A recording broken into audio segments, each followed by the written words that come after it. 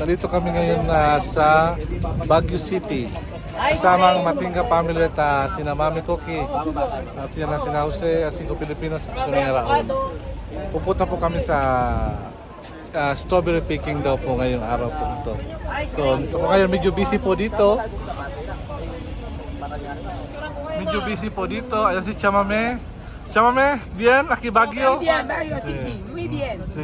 No mucho calor, hay mucho aire. No mucho calor, hay mucho aire. Bising-bising ang mga tao dito ngayon kasama ng kasi nga pag weekdays maraming mga turismo pupunta dito. Yan si Amir. Strawberry ice cream sir. Marami po sila yan ayan po dito, napaka busy po ang tao dito at marami po mga namimili, mga tindahan dito. Ayan po dito.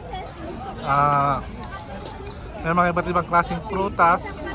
Bibili po dito. Kasama po yung mga nagtitinda po mga ice cream na iba't ibang flavor.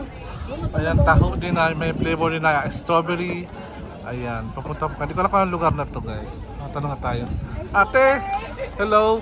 Ano pong lugar na? Ano pong pangalan ng lugar na to sa Baguio? Strawberry farm po. La Trinidad po. Dito po tayo sa La Trinidad Strawberry Farm sa Baguio City po dito. Kasama po natin sila ating mga ganda na sila po ay tindera ng mga fruits. Yan. Ano po? Mamaya natin. Pagkatapos ng Strawberry Farm, pupunta po kami dito, Emily po. Gusto niyo po ipa-practice po sila sa ice cream? Ma'am pa po. Tawag natin po si Kuya Raul po. Para po. Opo, ma'am. Lagi po ako nanonood sa mga vlogs niyo. So kilala mo po ako?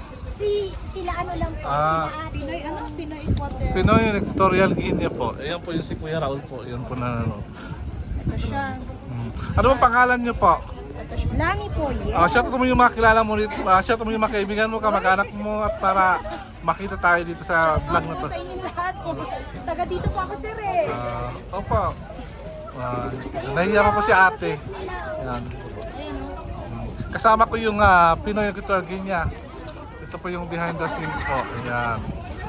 Ayan. Ayan yung dito na sila ng mga sinturon. Tapos yung mga, ano ito, yung parang mga ang tawag doon. Barabas. Yun. Yun. Yan, samurai. Yun yung samurai. Ayan po. Ayan sila dito. Ayan, si Kian. Ito po talaga. Wala pa nakuha ang parking yung sakyan na Kuya Ray. Vamos! Vamos! Dito po, marami pong mga paninda dito. Mga iba't ibang klaseng souvenir shops, mga pagkain na nandito. Ito po yung papasok sa Strawberry Farm. Vamos! So ayan po yung papasok sa Strawberry Farm. Ayan yung lugar po nila. Ayan po yung mga farm po yan ng strawberry sa baba. Ayan po. Ayan, vamos. Después bici, ha? Ay, bisikleta. Vamos. Bisikleta. Ayan. Ayan na. So ayan ito. Pasok na tayo sa Strawberry Farm. Ati babe. Aquí a grande oh. Pwede mo kong video na. Bibian. Ay. Sí, aquí primero, aquí. Ya la vamos, Bibian. Vivian está ahí. Vamos a ver. Napule. Ayan. Sama natin si Bibian sa pag strawberry picking dito. So hanap tayo ng place na pwede nilang kuhaan. Ayun, makita kayo guys, hindi lang strawberry farm, pati mga lettuce nandito, mga romaine lettuce sa tantawag dito.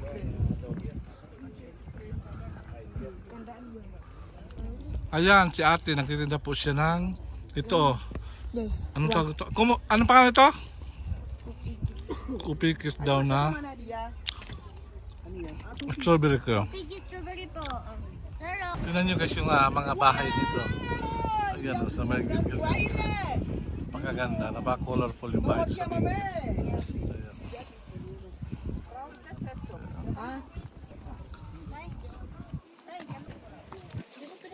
So doon po katapos ang aming vlog ngayong araw na to. Maraming salamat sa inyong pagsubaybay sa aming mga vlog na araw-araw aming pinopost ng 5 Filipinos. Maraming salamat. Adios. Bye.